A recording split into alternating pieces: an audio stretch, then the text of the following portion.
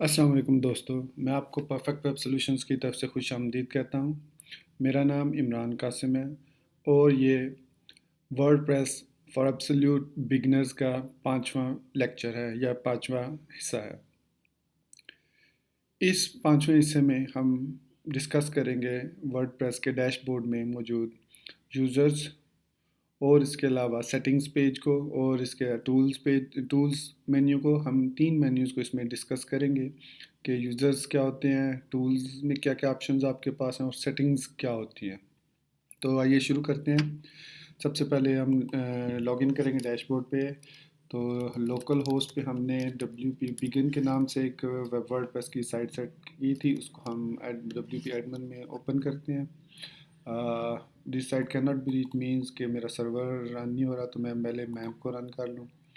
ये मेरे पास मैप है, स्टार्ट सर्वर करता हूँ। यहाँ पे मैं अपना मैक का पासवर्ड डालूँगा, तो with in a few seconds ये स्टार्ट हो जाएगा। ये स्टार्ट हो गया। अब मैं यहाँ पे इसको रीलोड करता हूँ।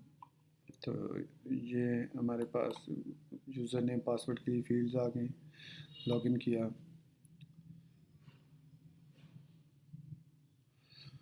तो जैसा कि पहले हमने इन सब के बारे में पढ़ लिया था, ये जो home, post, media, pages, comments, appearance, plugins, तो आज हम यूज़र्स, टूल्स और सेटिंग्स को क्विकली देखेंगे। क्योंकि बेसिकली तो आपने सारे मोस्टली चीज़ें जो होती हैं वो सेल्फ एक्सप्लेनेटरी होती हैं। जैसे ऑल यूज़र पे अगर हम क्लिक करते हैं तो वही स्क्रीन ऑप्शंस, क्या क्या आप कॉलम व्यू कर सकते हैं, नंबर ऑफ़ आइटम्स पर पेज, और हेल्प के साथ वही कि आप इसकी हेल्प अगर ऑनलाइन लेना चाहते हैं, एक्शंस लिखना चाहते हैं, न्यू यूज़र के कौन से एक्शंस हैं। तो ये हमारे पास एक यूज़र ऐड होता है बाय डिफ़ॉल्ट जब हम वर्डप्रेस इंस्टॉल करते हैं। तो ये हमारे पास एक यूज़र है, उसको एडिट कर सकते हैं हम और उसके क्रेडेंशियल्स चेंज कर सकते हैं, ऐड न्यू भी कर सकते हैं। और इसी तरीके से हम इस वक्त एक एडमिनिस्ट्रेटर है, तो जैसे जैसे हम यूज़र उनको डिफरेंट रोल्स देते जाएंगे। ये हमारे पास रोल्स हैं। सब्सक्राइबर सबसे लोवेस्ट है, उसके बाद कंट्रीब्यूटर, ऑथर, एडिटर और एडमिनिस्ट्रेटर। एडमिनिस्ट्रेटर के पास इन सब के सब्सक्राइबर, कंट्रीब्यूटर, ऑथर और एडिटर के रोल्स होते हैं। इसी तरह एडिटर के पास इन 3 के रोल्स होते हैं, लेकिन उसके पास एडमिनिस्ट्रेटर का रोल नहीं होता। इसी तरह अगर आप यहाँ से एडमिनिस्ट्रेटर से ऊपर जाएँ, एडिटर, एडिटर से ऊपर ऑथर। अब जो ऑथर होगा उसके पास कंट्रीब्यूटर और सब्सक्राइबर के रोल्स होंगे, लेकिन उसका अपने भी रोल्स होंगे, लेकिन एडिटिंग और एडमिनिस्ट्रेटिंग के रोल्स नहीं होंगे। तो इस तरह हम इस यूज़र्स मेन्यू में डिफरेंट यूज़र क्रिएट कर सकते हैं, एडिट कर सकते हैं। और फिर अगर हम योर प्रोफाइल पे जाएं तो जो करंट यूज़र लॉगिन है उसकी प्रोफाइल मिलेगी। उसमें आप जो चेंजेस करना चाहें, जैसे कि आप यूज़र नेम नहीं चेंज कर सकते तो फर्स्ट नेम अपना डाल सकते हैं, लास्ट नेम, निक नेम, ये जो भी निक नेम यहाँ पे नज़र आ रहा है वो चेंज कर सकते हैं यहाँ पे। फिर ईमेल अपना चेंज कर सकते हैं, अपनी वेबसाइट, आपके अपने मतलब कुछ जो लिखना चाहें, बायोग्राफिकल इंफॉर्मेशन अपनी, अपनी इमेज लगानी चाहें, अकाउंट में न्यू पासवर्ड बनाना चाहें, या आपको अपने आप को लॉग आउट करना चाहें तो आप यहाँ से लॉग आउट कर सकते हैं। तो ये है यूज़र टैब। इसके बाद आते हैं टूल्स पे। तो टूल्स में हमारे पास इस वक्त अवेलेबल टूल्स अगर आप क्लिक करें तो ये एक प्रेस दिस टूल्स है। अब मोस्टली जो वर्डप्रेस के यूज़र्स हैं उनको नहीं पता कि ये किस पर्पस के लिए होता है। ये बेसिकली एक ग्रैबिंग का सॉफ्टवेयर, ग्रैब करने का मतलब। अगर इस प्रेस दिस को आप अगर अपने इसमें ऐड कर लेते हैं बुक मार्क के सेक्शन में, सपोज़ मैं इसको यहाँ से ड्रैग करके यहाँ पे ऐड कर लेता हूँ प्रेस दिस को। तो अब मैं अगर किसी वेबसाइट पे जाता हूँ, सपोज़ मैं WP बिगनर या बिगनर्स कोई भी एक जो है ना ओपन करता हूँ वेबसाइट। यहाँ पे मुझे कोई आर्टिकल अगर पसंद आया सपोज़, तो उसको मैं इस प्रेस दिस पे प्रेस करके उसको व्यू कर सकता हूँ। ये देखिएगा, ये how to display random post है, एक वर्डप्रेस का ये ट्यूटोरियल है। ये आ गया, इसको मैं अब यहाँ पे क्लिक करता हूँ तो आप देखेंगे न्यू विंडो ओपन होगी और वही कुछ जो इधर पोस्ट में लिखा हुआ है यहाँ पे, जो जो चीज़ें यहाँ पे होंगी वो आप प्रेस दिस करेंगे तो यहाँ पे आ जाएंगी।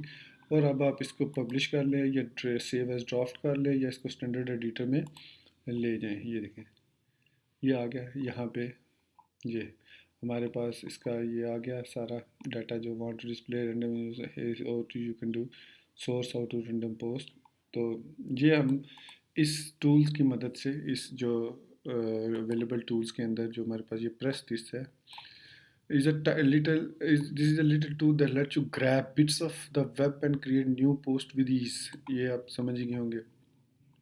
इसी तरह हम कैटेगरीज जो को मैंने जैसे बताया था पोस्ट के अंदर कैटेगरीज एंड टैग्स होते हैं, तो बेसिकली दोनों वाइस वर्सा यूज़ हो सकते हैं, लेकिन ये कि इसके लिए एक प्लगइन भी है जो कि कैटेगरीज को टैग्स और टैग्स को कैटेगरीज में कन्वर्ट करता है। आप जो यूज़ करना चाहें तो यूज़ कर सकते हैं। अब आते हैं इंपोर्ट की तरफ। इंपोर्ट बेसिकली आप दूसरे वेबसाइट से अगर आप कोई डाटा इंपोर्ट करना चाह रहे हैं अपनी इस वर्डप्रेस की वेबसाइट में, तो आप कहाँ कहाँ से कर सकते हैं? ब्लॉगर से कर सकते हैं, ब्लॉग रोल से कर सकते हैं, इनसे कर सकते हैं, लाइव जर्नल से कर सकते हैं, movable type and type pad से, आरएसएस, टम्बलर, वर्डप्रेस। आरएसएस आपके पास है कोई, मतलब आरएसएस फीड है तो उसको आप यहाँ पे इंपोर्ट कर सकते हैं। तो सबसे जो ज़्यादा यूज़ होने वाले इन सारी इंपोर्ट टूल्स में है वो है वर्डप्रेस। मतलब आप दूसरी वर्डप्रेस के कोई पेजेस या पोस्ट इंपोर्ट करना चाहते हैं तो उसके लिए हम ये वाला फीचर यूज़ करते हैं वर्डप्रेस वाला। तो इसी तरह एक्सपोर्ट में हमारे पास ये है कि हम अपने ऑल कंटेंट्स या post pages contact form media, ये जो हमारे पास डिफ़ॉल्ट पोस्ट टाइप्स होती हैं, चार है, ये तीन होती थी, चौथी ये हमने प्लगइन जब इंस्टॉल किया तो कॉन्टेक्ट फॉर्म की टाइप आ गई। तो ये आप इसको एक्सपोर्ट कर सकते हैं ताकि अगर हम एक वेबसाइट बनाई है और उसका सारा डाटा हम एक्सपोर्ट फाइल में सेव कर लेते हैं, कल को अगर हम कोई और उसकी साइट बनाते हैं या तो उस या हमारी साइट किसी वजह से प्रॉब्लम कर जाती है तो हमें नए सिरे से या नई बनानी पड़ती है, तो हम यहाँ से इजीली फिर उनको इंपोर्ट टूल्स को यूज़ करते हुए इस वर्डप्रेस वाले टूल को यूज़ करते हुए हम दोबारा इंपोर्ट कर सकते हैं। ये चाइल्ड थीम बेसिकली एक एक्स्ट्रा फंक्शन था जो हमने प्लगइन ऐड किया था यहाँ पे इंस्टॉल प्लगइन में। अगर आप देखें जब हम चाइल्ड थीम बनाई थी तो हमने एक child theme configurator plugin install किया था, तो ये उसके लिए अभी ये यहाँ से चला गया। अब आते हैं सेटिंग्स की तरफ। Setting is the most important area of WordPress. यहाँ पे अगर आप कोई चीज़ गलत करेंगे तो आपको प्रॉब्लम हो सकती है। सबसे पहले देखते हैं site title. Site title basically जो आप वेबसाइट जब व्यू करते हैं या आप ये देख लें यहाँ पे WP फॉर बिगनर्स लिखा हुआ है, ये यहाँ पे WP फॉर बिगनर्स, तो ये साइट टाइटल यहाँ से चेंज होता है और ये उसकी टैग लाइन। अब वर्डप्रेस एड्रेस और वर्डप्रेस साइट यूआरएल, अगर आपकी साइट इस लोकेशन पे है जो कि करंटली आपको नज़र आ रही है और आप इसको चेंज कर देते हैं तो इससे आपको नुकसान होगा, फ़ायदा नहीं होगा। नुकसान ये होगा कि आप फिर डैशबोर्ड पे लॉगिन नहीं हो सकेंगे क्योंकि आपने यूआरएल चेंज कर दिया था। मोस्टली इसका तरीका फिर ये होता है कि आप डाटाबेस से उस यूआरएल को चेंज करते हैं। वो चूँकि दूसरा लेवल है इंटरमीडिएट और एडवांस लेवल्स के लिए, तो मैं आपको रिकमेंड करूँगा कि आप इन दो को WordPress address URL, site address URL, इनको छेड़ें नहीं, इसमें कोई चेंज ना ही क्लिक करें, क्योंकि गलती से भी अगर आपने कोई चीज़ टाइप कर दी और आपको याद नहीं रहा तो you gonna be in trouble. फिर उसके बाद आता है ईमेल एड्रेस जो कि एडमिन का है, आप जो भी देना चाहें यहाँ से चेंज कर सकते हैं। अब मेंबरशिप बाय डिफ़ॉल्ट जो होता है वर्डप्रेस एक ब्लॉगिंग पर्पस के लिए थी, एक CMS था ब्लॉगिंग के लिए, तो एनीवन कैन रजिस्टर जो है ये बेसिकली डिसेबल होता है बाय डिफ़ॉल्ट, कोई भी रजिस्टर नहीं कर सकता। लेकिन रजिस्टर ना कर सकने का मतलब ये नहीं कि आप ऐड नहीं कर सकते, आप इस यूज़र टैब को यूज़ करते हुए नए यूज़र ऐड कर सकते हैं और जिस यूज़र का आप ईमेल देंगे उसको उसका वो पासवर्ड चला जाएगा। तो अगर आप इसको चेक कर देते हैं, मतलब ऐसे कर देते हैं चेक, तो अब आप भी साइट पे यूज़र रजिस्टर भी हो सकेगा। अभी मैं आपको यहाँ पे मैं एक नई विंडो ओपन करता हूँ, इनकॉग्निटो विंडो। यहाँ पे मैं लिखता हूँ local host slash WP begin slash WP admin लिखा मैंने। अब अगर आप देखें तो यहाँ पे आ रहा है लॉस्ट पासवर्ड का और back to WP for beginner, यानी back to front end side. जबकि यहाँ पे अगर मैं इसको इनेबल करता हूँ, ये देखें मैं वापस चाहता हूँ जनरल सेटिंग में, और इसको मैंने इनेबल किया और एज आ यहाँ से मैं उसको न्यू यूज़र का जो रोल है वो साइन कर सकता हूँ कि किस रोल पे नया यूज़र रजिस्टर हो। तो मैं फ़िलहाल सब्सक्राइबर रहने देता हूँ और यहाँ से मैं इसको सेव चेंजेस कर देता हूँ। अब आप देखिएगा कि मैंने उसको चेक कर दिया। अब मैं इसको रीलोड करता हूँ एडमिन पेज को, तो यहाँ पे एक एक्स्ट्रा बटन आ गया, लिंक आ गया रजिस्टर का। यहाँ पे आप क्लिक करके कोई भी यूज़र अपना यूज़र नेम और ईमेल देगा तो उसको वो रजिस्टर हो जाएगा और उसकी ईमेल पे उसका पासवर्ड चला जाएगा। अब बाज़ आप साइट देखा होगा आपने कि वो पूछती हैं जी user name, password, retype password, email. तो मेरे ख़्याल में वो तरीके उस तरीके से बेहतर ये तरीका है, क्योंकि इससे 2 चीज़ें होंगी। अगर किसी ने फ़ेक ईमेल दिया है, यहाँ पे रॉन्ग ईमेल दिया है, तो वो रजिस्टर नहीं होगा, क्योंकि जब तक उसको पासवर्ड नहीं मिलेगा वो लॉगिन नहीं हो सकेगा। तो इसमें मस्ट यूज़र को प्रॉपर ईमेल देना होगा, और फिर वो उसको रजिस्ट्रेशन कंफर्मेशन उसको मेल चली जाएगी विद पासवर्ड, और फिर वो लॉगिन हो सकता है। तो मेरे ख्याल में बजाय इसके कि आप यूज़र से पासवर्ड मांगें, आप उसको ईमेल करें। बाद में वो पासवर्ड चेंज करता है तो लेट हिम चेंज, अलाउ कर दें उसको। वो आप खुद भी चेंज कर सकते हैं, और वो खुद भी यहाँ पे आके चेंज कर सकते हैं। अब इस इनकॉग्निटो विंडो में मैं एक नया यूज़र अगर क्रिएट, चूँकि मैं लोकल होस्ट पे हूँ तो इसकी ऐसा ज़रूरत नहीं है। तो आपने अगर चेक करना हो कि भाई किस यूज़र के पास क्या रोल्स होते हैं, तो आप यूज़र्स की टैब में जाके आप इसमें यहाँ पे 5 किस्म के यूज़र, मतलब 1 2 3 4। एक तो आपका ऑलरेडी एडमिनिस्ट्रेटर अकाउंट है, आप 4 यूज़र और क्रिएट कर लें और उनको डिफरेंट रोल्स असाइन कर दें। यहाँ पे ऐड न्यू की मदद से यहाँ पे ऐड न्यू करें, और यहाँ पे अब आप इसको यूज़र के जो भी डिटेल डाल के आप यहाँ से उसको 4 यूज़र रजिस्टर कर लें। फिर उनसे लॉगिन होकर आप देखेंगे डैशबोर्ड में आपको क्या क्या फैसिलिटीज़, काफ़ी सारे मेन्यूज़ यहाँ से डिसेबल होंगे। जैसे कि ये मोस्टली जो अपीयरेंस का मेन्यू होता है ये एडमिनिस्ट्रेटर्स के लिए होता है। सेटिंग्स का मेन्यू भी एडमिनिस्ट्रेटर्स के लिए होता है। तो अगर आपने सब्सक्राइबर किया या एडिटर किया तो ये आपको नज़र नहीं आएगा। फिर इसके लिए कुछ प्लगइन्स भी हैं जो कि आपको एडिट हेल्प करते हैं कि आप रोल्स को एडिट कर सकते हैं। मतलब जो रोल्स आपने बनाए हैं ये रोल्स, इनको आप एडिट कर सकते हैं अपनी मर्ज़ी से। तो चलते हैं सेटिंग की तरफ दोबारा।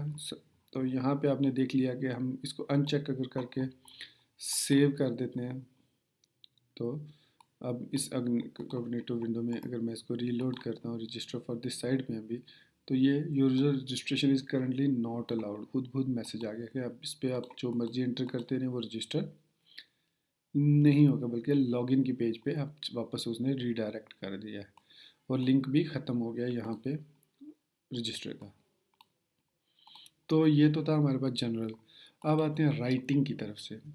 राइटिंग में बेसिकली जब हम पोस्ट क्रिएट करते हैं तो वो उनसे पूछता है कि जो डिफ़ॉल्ट कैटेगरी अपनी पोस्ट की क्या रखनी है। मतलब अगर आप बाय डिफ़ॉल्ट अपनी कोई पोस्ट सेलेक्ट कैटेगरी सेलेक्ट नहीं की तो ऑटोमेटिक कौन सी वो कैटेगरी सेलेक्ट करेगा। चूँकि हमारे पास फिलहाल एक ही कैटेगरी है अनकैटेगराइज्ड, तो वो उसी को सिलेक्ट करेगा। अगर आपने मल्टीपल कैटेगरीज बनाई हो पोस्ट के अंदर तो वो यहाँ पे होंगे।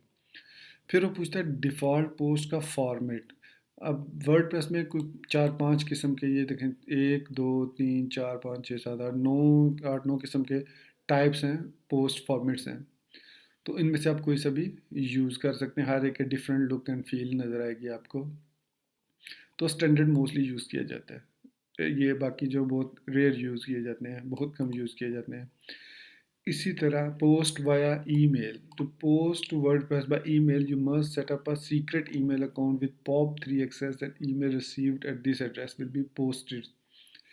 तो अगर आप एक पोस्ट अपनी ईमेल के थ्रू कोई आप बनाना चाहते हैं कि आप बस ईमेल करें अपने एक एड्रेस पर, जैसे लॉगिन एट एग्जाम्पल पर अगर आप ईमेल करें तो वो खुद खुद उसकी एक पोस्ट बन जाएगी। तो वो उसको फिर डिफ़ॉल्ट में जिसमें भी आप सेव करना चाहें यहाँ पे आप सेव कर सकते हैं। तो ये है हमारे पास राइटिंग सेटिंग्स। अब आते हैं रीडिंग की तरफ। रीडिंग मतलब कि जब हम पेज वेबसाइट कोई ओपन करें तो उसको क्या चीज़ सबसे पहले नज़र आएगी, जो रीडर्स हैं आपकी वेबसाइट के, जो फ्रंट एंड के हैं। तो कहता है जी कि फ्रंट एंड पे डिस्प्ले योर लेटेस्ट पोस्ट। तो जो आपकी जो लेटेस्ट पोस्ट हैं वो शो हो, मतलब जो ऐसे इस तरह ये लेटेस्ट पोस्ट शो हो रही है। लेकिन अगर आप चाहते हैं कि एक स्टैटिक पेज हो तो यहाँ से आप देख लें, मैं कहता हूँ जी कॉन्टैक्ट अस पेज जो है वो शो हो। अब मैं इसको सिलेक्ट करके सेव कर दिया।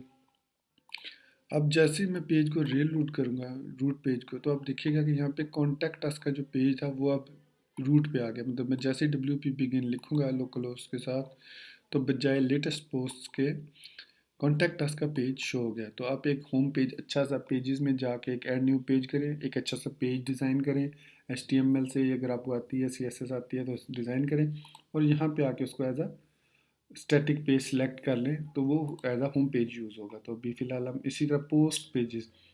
अब जैसा कि आपने देखा कि जो डिफ़ॉल्ट हमारे पास पोस्ट आ रही थी, उनको आप किसी पेज से लिंक करना चाह रहे हैं कि जब वो पेज हम ओपन करें, सपोज़ मैं कहता हूँ जी डमी पेज में ये पोस्ट पेजेस होने चाहिए, तो मैं इसको सेव करता हूँ, पेज को रीलोड करता हूँ। अब हमने क्या सिलेक्ट किया यहाँ पे, डमी पेज। मैं डमी पेज के लिंक पे क्लिक करता हूँ, तो आप देखेंगे जैसे ही मैंने डमी पेज के लिंक किया तो यहाँ पे वो पोस्ट अब आनी शुरू हो गई हैं, जो पहले डमी पेज पे नहीं आ रही थी। बल्कि मैं आपको दोबारा दिखा सकूँ, मैं इसको अनसेलेक्ट करता हूँ, तो वापस मैं पेज सेव हो गया। मैं इसको रीलोड करता हूँ, डमी पेज को ही रीलोड करता हूँ, तो देखें वो this is a dummy page आ गया। तो ये तो था हमारा रीडिंग का। तो आगे चलते हैं, blog pages show at most. अच्छा, अब ये बता रहा है कि जो आपके पास यहाँ पे ब्लॉग पेज है, जैसे ये सपोज हम पहले सेट कर लेते हैं ब्लॉग पेज। तो यहाँ पे हमारे पास पोस्ट नज़र आ रही हैं, तो अभी फ़िलहाल हमारे पास सिर्फ 3 पोस्ट हैं। अगर सपोज यहाँ से मैं कर देता हूँ कि जी ब्लॉग पेज पे एक पोस्ट शो करो सिर्फ, जस्ट आपको मेक अंडरस्टैंड करनी है, एक पोस्ट। अब मैं जब इसको रीलोड करूँगा तो आप देखेंगे कि उसने कह दिया कि 3 पोस्ट हैं तो 3 पेज बनने हैं, और साथ ही वो एक पेज पे एक पोस्ट शो करे। तो अब मैं 2 को क्लिक करूँगा, दूसरी 3 को क्लिक करूँगा, तो तीसरी पोस्ट हमारी नज़र आएगी। ये होती है पैजिनेशन। हम अगर इसको 2 कर देते हैं, 2, तो सेव करेंगे और यहाँ पे रीलोड करेंगे। अब देखेंगे आप कि 2 पोस्ट आ रही हैं और 2 पेजेस बन गए, तो सेकंड पेज पे एक पोस्ट होगी। अगर तो ये तो था हमारे पास बाय डिफ़ॉल्ट जो 10 होती हैं। Syndication feeds show the most recent. Syndication feed ये होती है आरएसएस होती है आपकी वेबसाइट की, जो कि किसी भी साइट के लिए आप कोई ऐसी बनाना चाहें कि जैसे ही आप पोस्ट करें तो वो जिस अगर उस आरएसएस का लिंक किसी ने लगाया हुआ है तो उसके पास भी वही चीज़ अपडेट हो जाए। तो उसके लिए हम ये सिंडिकेशन मिनिमम 10 आइटम्स वो उसमें शो करेगा। आप इस सेम लाइक ब्लॉग पेजेस की तरह इसको भी हम ये ज़्यादा कर सकते हैं। अब वो कहता है for each article in a feed show full text या समरी। समरी का मतलब होता है कि शॉर्ट फॉर्म, मतलब 70 कैरेक्टर, 75 कैरेक्टर। तो हम इसको फुल टेक्स्ट ही रहने देंगे, या समरी अगर आप करना चाहें तो कर सकते हैं। सर्च इंजन विजिबिलिटी देखें, अगर आप नए साइट बना रहे हैं तो मैं रेकमेंड करूँगा कि इस बटन को ज़रूर चेक रखें। क्यों? क्योंकि अगर आप किसी की लाइव वेबसाइट बना रहे हैं और अभी आपने जब इस पर डाटा लोड किया तो सारा डमी डाटा था जिसको आपने आहिस्ता आहिस्ता चेंज करना है। अगर इस चेंजिंग में कोई 3 4 5 दिन लग जाते हैं तो यकीन करें कि वो जो डमी कंटेंट्स हैं वो सर्च इंजन में ऐड हो जाएंगे, जो कि अच्छी चीज़ नहीं है। रैंकिंग ख़राब हो जाएगी उसकी वेबसाइट की। तो जैसे ही आप साइट बनाना शुरू करें, इसको चेक कर दें डिस्करेज सर्च इंजन को, और जैसे ही साइट फाइनल हो जाए, सारे पोस्ट पेजेस वगैरह बन जाएं, तो आप इसको अनचेक करके सेव चेंजेस कर दें। क्योंकि मैं तो लोकल होस्ट पे हूँ, तो मैं इसको चेक करूँ मुझे कोई फ़र्क नहीं है। तो ये तो था हमारा रीडिंग। तो चलते हैं डिस्कशन की तरफ। तो डिस्कशन में डिफ़ॉल्ट आर्टिकल की जो सेटिंग है, अब पहला उसमें attempt to notify any blogs link to from the article. जैसे ही कोई लिंक लिंक्ड हो आर्टिकल, तो उसको एक अटेम्प्ट करे कि आपको एक ईमेल सेंड करे। तो allow link notification from other blogs, ये आपकी अगर आपका ये मोस्टली दी सेटिंग में be overwritten for individual articles. Allow people to post comment on new articles. तो ये 3 ऑप्शन जो आर्टिकल से रिलेटेड है कि जब आप attempt to notify any blog link to from the article, अगर इस फॉर्म कोई इस आर्टिकल में कोई भी ब्लॉग लिंक्ड है तो उसको वो आपके एडमिन को उसकी नोटिफिकेशन भेजेगा। इसी तरह इसकी भी नोटिफिकेशन होगी कि पिंग बैक और ट्रैक बैक्स अगर होंगे तो वो उसकी आपको लिंक भेजेगा नोटिफिकेशन एडमिन को। Allow people to post comments, अगर आप ये अनचेक कर देंगे तो कोई भी बंदा पोस्ट पे कमेंट नहीं कर सकता किसी भी पोस्ट पे।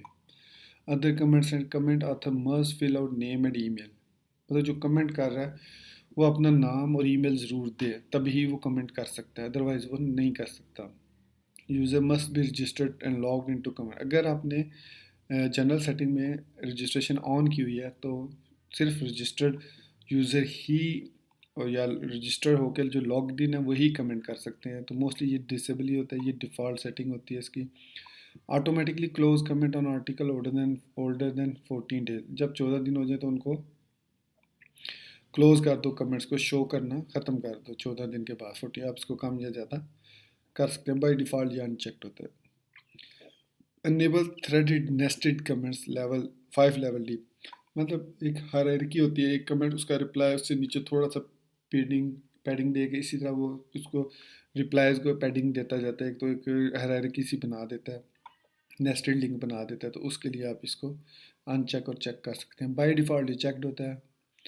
Break comment into pages with 50 top level comments per page and the last page display by default. कहता है जी कि हर पेज पे 50 टॉप लेवल कमेंट्स शो करो और लास्ट पेज जो है वो पहले शो कर दो। बाय डिफ़ॉल्ट ये अनचेक होता है। अब वो कहता है कि जो comments should be displayed with the older comments at the top of each page, मतलब जो भी आपने कमेंट्स किए हैं, जो ओल्डर कमेंट्स होंगे वो ऊपर आएंगे, जो न्यू कमेंट्स हैं वो नीचे नीचे आते जाएंगे। आप इसको रिवर्स भी कर सकते हैं कि जो न्यू कमेंट्स हैं वो ऊपर आएँ और जो ओल्ड हैं वो नीचे जाते जाएँ। फिर email me when ever anyone post a comment, वही जो आपने जनरल में एडमिन ईमेल दिया था वहाँ पे एक नोटिफिकेशन आएगी जैसे ही कोई उस पर कमेंट करेगा आपके किसी आर्टिकल पे। या फिर एक comment is held for moderation, अगर आप चाहते हैं कि जैसे यूज़र कमेंट को टाइप करे आप उसको उस वक्त तक शो ना करें जब तक आप उसको अप्रूव ना करें, तो ये उसके लिए चेक बॉक्स है कि आप उसको पहले अप्रूव करेंगे यहाँ पे कमेंट्स की टैब में जाके, तब वो शो होगा, अदरवाइज़ वो पेंडिंग में होगा, हेल्ड फॉर मॉडरेशन रहेगा। अब before a comment appear comment must be manually approved. तो ये वही चीज़ है जैसे आपने कहा एक कमेंट जैसे ही कमेंट मॉडरेशन के लिए मतलब उसमें चेंजेस के लिए आएगा, तो उसके बाद आप जैसे इसमें चेंजेस करेंगे तो उसके बाद वो शो होगा। बिफोर अ कमेंट अपीयर जैसे ही कोई कमेंट अपीयर होगा वो मस्ट बी मैनुअली अप्रूव्ड होगा, comment author must have previous. या फिर अगर आपने सपोज आपने एक ऑथर का या एक बंदे ने कमेंट किया आपने इसको अप्रूव कर दिया है वही बंदा जब दोबारा कमेंट्स करेगा तो उसको आपके अप्रूवल की ज़रूरत नहीं रहेगी, वो ऑटोमेटिक अप्रूव हो जाएगा। मोस्टली जैसे बोर्ड्स वगैरह होती हैं वो पहले ही कोई ऐसे कमेंट्स करते हैं कि आप उसको डिसअप्रूव करते हैं, तो नेक्स्ट टाइम भी वो डिसअप्रूव ही रहेंगे, आप उसको जब तक अप्रूव नहीं करेंगे। अब कहता है जी मॉडरेशन के लिए ये जो आपने मॉडरेशन लिखी है कि hold a comment in the Q if it contain two or more links, अगर कमेंट में कोई दो या दो से ज़्यादा लिंक्स हो तो उसको मॉडरेशन के लिए हेल्ड कर दो। अब मैनुअली तो अप्रूव कर देगा खुद बहुत ही, उसको मस्ट बी मैनुअली अप्रूव्ड हमने अनचेक किया तो वो तो अप्रूव हो जाएगा, लेकिन जैसे ही आपने उस कमेंट में कोई दो तीन लिंक ऐड किए तो ऑटोमेटिक वो मॉडरेशन के लिए चला जाएगा। ये था मॉडरेशन का फीचर। फिर इसके बाद ये आपके पास दो बॉक्सेस हैं कमेंट मॉडरेशन में, आपके पास के इनमें से कोई भी वर्ड उसमें अगर आता है तो उसको मॉडरेशन के लिए कोई भी कॉमन वर्ड यहाँ पे आप जो टाइप करते हैं होल्ड कमेंट की if it contain two or more links a comment common characteristic of comment spam is a large number of hyperlinks when a comment contain any of these word का name URL held in a moderation queue, कहता है कि या फिर एक तो ये दो या इससे ज़्यादा लिंक्स हों या आप यहाँ पे कोई ऐसे वर्ड लिख देंगे अगर वो वर्ड उस कमेंट के अंदर हों तो वो उसको मॉडरेशन, जैसे आप कोई चीज़ नहीं कोई ऐसे अल्फाज हैं जो आप नहीं चाहते कि आपकी पोस्ट में लिखे जाए कमेंट्स में, तो आप उसको ब्लॉक कर सकते फिल्टर कर सकते हैं।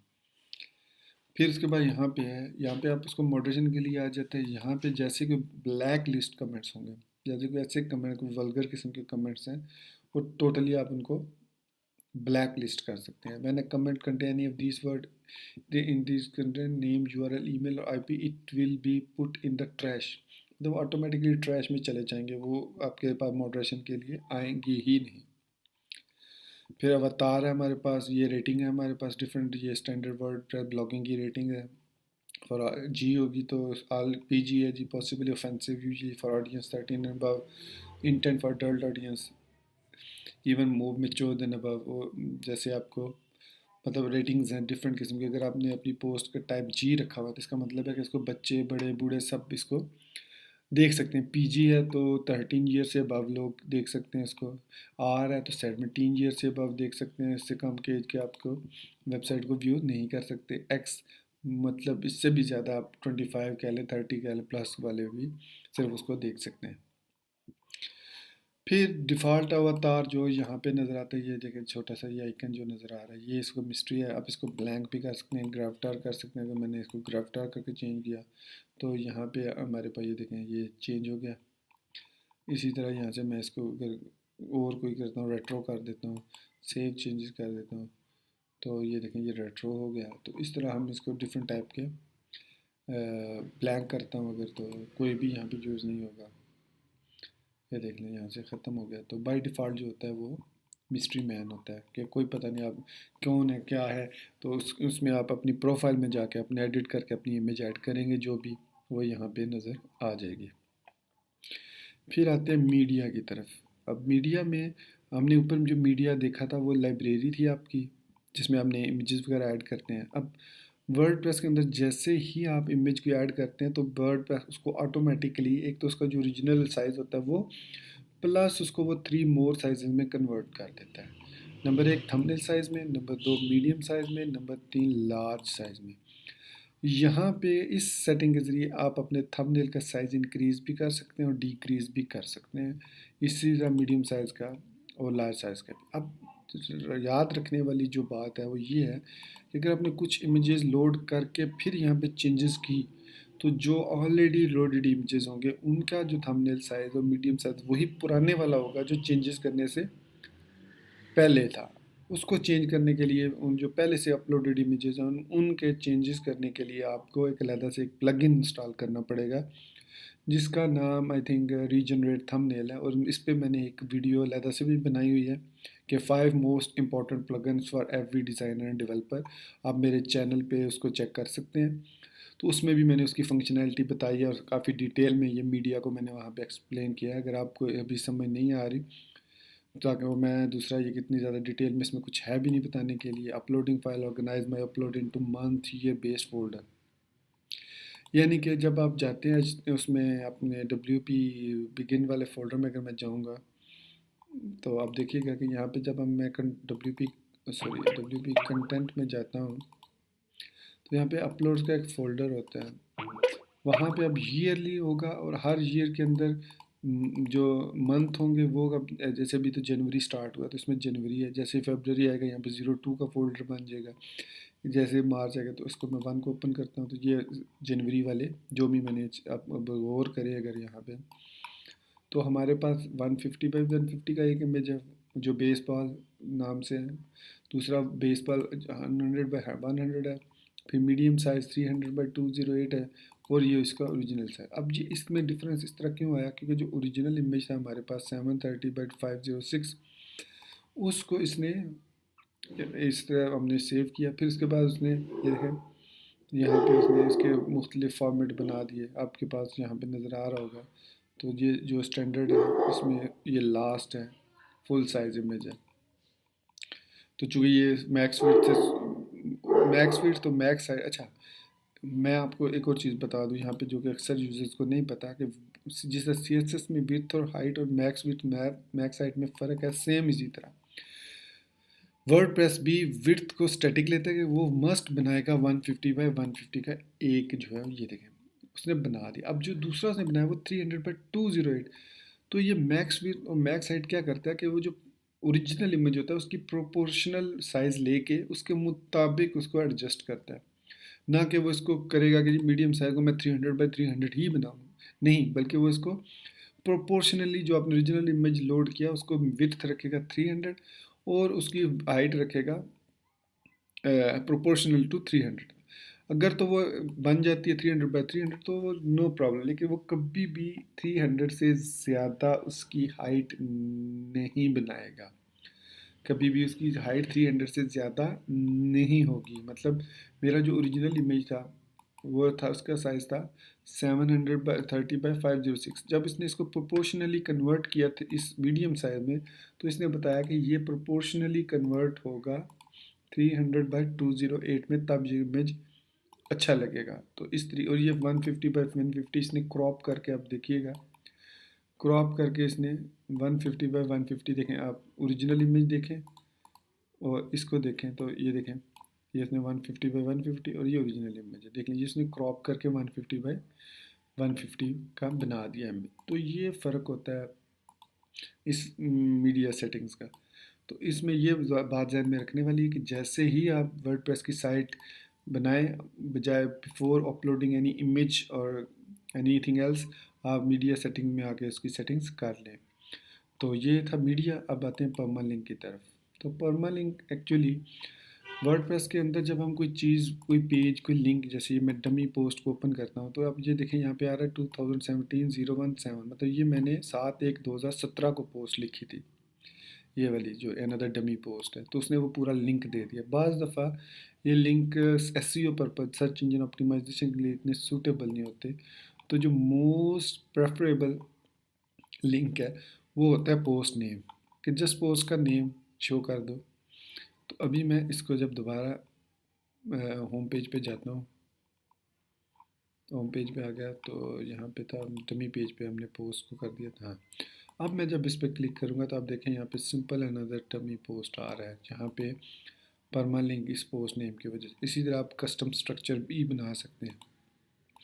उसके लिए आपको देखना पड़ेगा कोडेक्स पे जाके। मैं जाके आपको दिखा देता हूँ, कोडेक्स डॉट वर्डप्रेस डॉट और परमालिंक कस्टम। तो यहाँ पे मैं आने के बाद मैं यहाँ पे परमालिंक स्ट्रक्चर, तो आपको यहाँ पे उसके देखिएगा, ये यूजिंग परमालिंक कोडेक्स आ गया। यूजिंग परमालिंक, ये देखें, ये होता है, इसको कहते हैं ये जी अगली अगली यूआरएल, ये जो p is equal to number of page कौन सा है। फिर इसके बाद ये एक और फॉर्मेट है। अब इसमें सबसे जो हमने पोस्ट नेम जो है वो देखें, वो उसने भी रेकमेंड किया कि जो मोस्ट कॉमनली यूज़ होता है वो पोस्ट नेम ही है। अब आते हैं स्ट्रक्चर टैग की तरफ। तो ये हमने कुछ टैग नहीं है, तो मैं इसको पहले को कॉपी करता हूँ और यहाँ पे मैं आके यहाँ पे इसको स्लैश के साथ पेस्ट करता हूँ और ये इसको यहाँ पे ऐसे करके इसको मैं सेव चेंजेस कर देता हूँ। अब मैं इसको दोबारा डमी पेज पे जाता हूँ, अनदर करता हूँ, तो अब आप देखें यहाँ पे 2017 लिखा हुआ है, 2017 लिखा हुआ ये। तो ये आपके पास, हमारे पास जो है डिफरेंट। अब ये देखें कैटेगरी है, मैं यहाँ से कैटेगरी को सिलेक्ट करता हूँ, कॉपी करता हूँ और यहाँ पे मैं ईयर की जगह यहाँ पे कैटेगरी सेव कर दी, सेव किया और डमी पेज पे गए, यहाँ पे दोबारा ओपन किया। तो अब वो हमें साथ ये बता रहा है कि ये किस कैटेगरी से इसका तल्लक है। वैसे तो यहाँ पे आई थिंक मौजूद भी है, ये देखें यहाँ पे आर्काइव का भी बता रहा है। यहाँ पे आपको वो ईयर और मंथ, ये ईयर मंथ डे है, ईयर और मंथ है, फिर आर्काइव्स है और फिर सिंपल पोस्ट है, और फिर इस तरह आप कैटेगरी के साथ भी इसको डिस्प्ले कर सकते हैं। तो जी ये था इंट्रोडक्शन वर्डप्रेस डैशबोर्ड का। इंशाल्लाह नेक्स्ट ट्यूटोरियल में हम स्टार्ट करेंगे कि कैसे जब आप एक वर्डप्रेस की वेबसाइट बनाते हैं तो वो कौन कौन से स्टेप्स हैं, वो कौन कौन सी ज़रूरतें हैं जो आप पहले आपने गैदर करना होती हैं आफ्टर टेकिंग क्लाइंट्स रिक्वायरमेंट, कि क्या कौन कौन से स्टेप्स होते हैं जिसके ज़रिए आप एक कंप्लीट वेबसाइट, या ये कह लें कि मैं कौन से स्टेप्स फॉलो करता हूँ जिससे मैं किसी भी क्लाइंट की वेबसाइट बनाता हूँ। जैसे मुझे थीम्स और प्लगइन्स तो मस्ट चाहिए, तो जब मैं वर्डप्रेस इंस्टॉल करता हूँ, डैशबोर्ड में आता हूँ, तो सबसे पहले मैं क्या करता हूँ इंशाल्लाह वो हम नेक्स्ट ट्यूटोरियल में देखेंगे। तो यहाँ तक मैं इस ट्यूटोरियल को ख़त्म करता हूँ और मुझे यकीन है कि आपको ये ट्यूटोरियल बहुत पसंद आया होगा और आप इस चैनल को ज़रूर सब्सक्राइब करेंगे और इस मेरी पोस्ट को लाइक भी करेंगे। तो मैं अपनी तरफ से और परफेक्ट वेब सॉल्यूशंस की तरफ से आपका बहुत शुक्रिया अदा करता हूँ कि आपने एंड तक इस ट्यूटोरियल को देखा। आई एम श्योर कि इससे आपको कुछ ना कुछ पता चला होगा एज एन एब्सोल्यूट बिगनर कि कितना आसान है वर्डप्रेस को सीखना और वर्डप्रेस पे वेबसाइट बनाना। इसके लिए कहीं पे भी हमें HTML हमने यूज़ नहीं की, कहीं पे भी CSS यूज़ नहीं की, स्ट्रेट फॉरवर्ड हमने एक वेबसाइट बना के उसको रन कर दिया। तो चलिए, thank you very much, okay, take care, अल्लाह हाफिज़।